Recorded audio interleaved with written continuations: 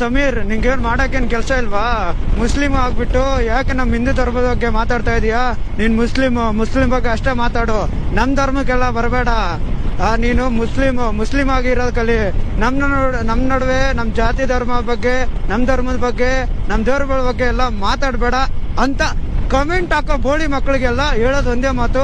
ನಿಜವಾಗ್ಲೂ ನೀವು ನಿಮ್ಮ ಅಪ್ಪಗೆ ಹುಟ್ಟಿದೀರಾ? ಸಮೀರ್ ಅವ್ರೆ, ನೀವು ಬಿಟ್ಟಿರಲ್ಲ ವಿಡಿಯೋನ ನೋಡಿದ್ದೀನಿ. ನಿಜವಾಗ್ಲೂ ಇಷ್ಟು ಚೆನ್ನಾಗಿದೆ ಅಂದ್ರೆ ವಿಡಿಯೋ, ನೀವು ಹೇಳಿರೋ ಪ್ರತಿಯೊಂದು ಮಾತು ಕೂಡ ಅಷ್ಟೇ ಕರೆಕ್ಟ್ ಆಗಿದೆ. ನೀವು ಕಲೆಕ್ಟ್ ಮಾಡಿರೋ ಪ್ರತಿಯೊಂದು ಇನ್ಫಾರ್ಮೇಶನ್ ಕೂಡ ಅಷ್ಟೇ ಚೆನ್ನಾಗಿದೆ. ನೀವು ಈ ವಿಡಿಯೋ ಮಾಡಿ ಜನರಿಗೆ ಸತ್ಯನ ಹೊರಗಡೆ ತಂದಿದ್ದೀರಾ, ನಾನು ನಿಮಗೆ ಅಪ್ರಿಷಿಯೇಟ್ ಮಾಡ್ತೀನಿ. ಇನ್ನಾಗ್ಲೂ ನಿಮ್ಮ ಒಂದೊಂದು ಪಾಯಿಂಟ್ನ, ಒಂದೊಂದು ವಿಷಯನ ಎಷ್ಟು ಸಿನ್ಸಿಯರ್ ಆಗಿ ಅದನ್ನ ಸ್ಟಡಿ ಮಾಡಿಬಿಟ್ಟು ಜನರಿಗೆ ಹೆಂಗ್ ಬೇಕೋ ಹಂಗೆ ಅಷ್ಟು ನೀಟಾಗಿ ನೀವು ಅಷ್ಟು ಇನ್ಫಾರ್ಮೇಶನ್ ಕೊಟ್ಟಿದ್ದೀರಾ.